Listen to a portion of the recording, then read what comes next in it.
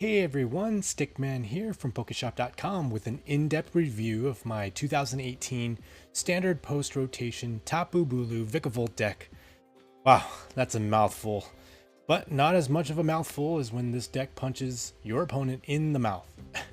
It's pretty easy to build, as the only hard cards to find are the Tapu Lele's, which will be easier to save up for and trade for than to try to open up packs for.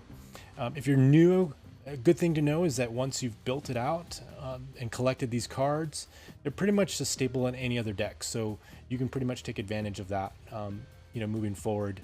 Well, this deck so far, I have a win streak of 7. It's not that much, but it's been able to go up against several different types already, even with bad draws, and able to really overcome those even. Ideally, it's super fast. It's to start dealing damage, like 150 to 210 damage, as soon as turn number 2. And it's versatile enough to handle all the different decks in the current meta. So you can have some difficulties with maybe like the Alolan Ninetales that you start seeing now, or Buzzwole type decks, but you can put some early pressure on and gain really an upper hand, and it hits hard and it hits fast. So let's take a look at some of the cards in this deck. First, we have an Oranguru. This really helps us with doing non-GX damage, especially if it's needed as a, but its primary role is to draw cards for when you are powering through your hand. It moves pretty fast with the things that you can do, especially every turn you can draw until you have 3 in your hand. Also, it being a basic Pokemon means you can bring him out with the Nest Balls and Ultra Balls if you need to. So that's pretty cool. Next, we have a Vikavolt, which is pretty much your main accelerator for energy in this deck. With every turn, you can use the strong charge ability to attach a grass and lightning to any of your Pokemon any way you want. Which means your Bulu, which is your kind of your punching bag there, your hitting force, will be powered up in no time. Also, with 150 HP and a strong attack, it helps to stay alive and keep on charging every turn. So that's really a staple in your deck there. And of course, this deck is focused around the Tapu Bulu-GX card. It's a basic Pokemon with 180 health, and it can hit for up to 210 hit points against GX, especially with the Choice Band tool attached to it. Even first turn horn attacks will start bleeding at 30 damage to the Pokemon, especially when he has something small out there. But of course, your main punching force is your Nature's Judgment, and that can hit for 120. And then you have a choice of discarding discarding all of your energy to do an additional 60 damage. So you can really keep the Bulu train running. Bulu with that GX ability, Tapu Wilderness, which does 150 damage and fully heals him of all that damage. So that's really cool. It's like 150 damage and max potion without the loss of energy. And I say, yes, please give me that. Well, next on the spotlight, we have a Tapu Koko. So Tapu Koko, this really helps get in those sneak surprise attacks from your hand to deal 130 damage by charging him. When you play him from the bench, you can move any number of lightning energy from other Pokemon to the Koko. At the same time, you get a free switch, and so you can slap some high fives with that Sky High Claw and do some major damage there. I've used this to get my active Vikavolt back to the bench without having to retreat it. Of course, this can cause some serious pain to the opponent if he has a lot of energy on his side of the field. The Tapu Thunder GX ability does a whopping 50 damage for every energy attached to all of the opponent's Pokemon. So if he has like 4 or 5 energies, maybe late game or even mid game on his side, that'll pretty much knock out any Pokemon in the game. So that's kind of a nice surprise attack. And of course, a staple in every deck is in this meta or in any kind of deck meta is Tapu Lele. It's a squid looking creature, or just maybe a psychic Pokemon sporting a Rastaman hat, like he was going down to the Caribbean Islands or something like that. Playing him from your hand, it lets you grab supporters to help set up or respond to maybe the current needs and situation of the play right there. Many times I use it to just grab maybe a Volkner in order to use his ability to get like a rare candy or a ball to get a Vikavolt going. But be careful though not to nest ball him. I've done that a couple of times, just forgetting, or just maybe it's too late. But putting him directly from the bench, onto the bench from using a nest ball, it doesn't trigger that wonder tag ability. So don't noob that. Now, of course, late in the game, that extra energy that you have, maybe you're loading from your Vikavolts, already loaded up to your Bulus, you can start loading it onto him or maybe her.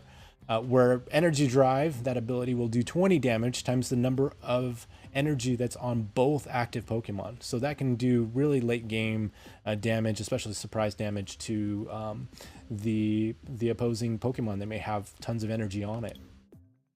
Now, with this deck, early turns can have tons of things to do, especially when you chain things together. You're stringing items, abilities, redraws with your Cynthia, etc.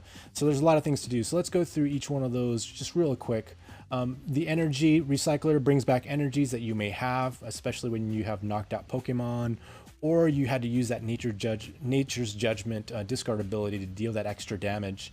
This deck only has 12 energies. 7 grass and 5 lightning. So these can come in handy, especially later in the game when you've either have a bunch of energies inside your discard pile.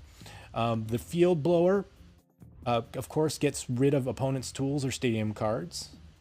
The Nest Ball is your staple.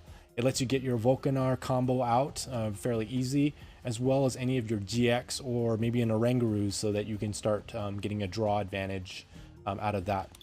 The Rare Candy is the only, it's pretty much only used to evolve your Vikavolt, because there's no other natural evolve with this deck. We're going straight to a stage 2 evolve there. Rescue Stretcher, it brings back the dead, obviously, from the discard pile. You can put a Pokemon into your hand, or you can shuffle 3 Pokemon back into your deck. And then you can search for it again, or you can do, get a draw from it. The Switch ability item is helpful, especially as a free retreat if something's going on or you don't want your Pokemon to get knocked out. The Ultra Ball, it helps you get out non-basic Pokemon, like the Vikavolt, to your hand. So you're getting that combo really quick. Next we have Cynthia, and that's your main hand recycler. She allows for you to shuffle your hand to your deck and then draw 6 cards. So that helps you to get the cards that you need and to be able to get your combos going, or take advantage of a new set of draw. Now Guzma is fun. It lets you switch out and do some smacking of especially ability-based Pokemon that are camped out on the bench. Be able to switch that and be able to get them onto the active side, so that you could do some damage to that to take those things out. Lillie is useful. It lets you, especially on your opening draws, it's a big advantage, especially when you play through a lot of your hand. You're able to draw until you have 6 cards again, or in that first turn, you can draw until you have 8 cards in your hand. So that gets you kind of really fast acceleration. Now Tate and Lisa, this is a very versatile card in the new Celestial Storm set. It lets you do kind of like a mini Cynthia, so you can shuffle your hand and draw 5 cards, or you can use it to switch an active Pokemon with one of your bench Pokemon. So that allows for you to kind of take back and do a retreat effect to it as a supporter card. Now Volkner is, as I explained earlier, it lets you pick out an item and an energy. So it lets you pick out the item that you need for the situation. Usually I'm picking out like a rare candy with the Volkner. So a Choice Band is the last item that's in this deck. It lets you buff your Pokemon to do 30 more damage when attacking GX. So that's where the 210 damage that you can do to GXs come into play. Now, of course, again, like I mentioned, there's 12 energy there, 7 grass, 5 lightning. Really, the fun part of this is that the best case scenario is maybe turn 1, you are able to play a Grubbin, or maybe Nest Ball for 1. You play a Bulu like on the deck, either on your bench or on your active if you're lucky.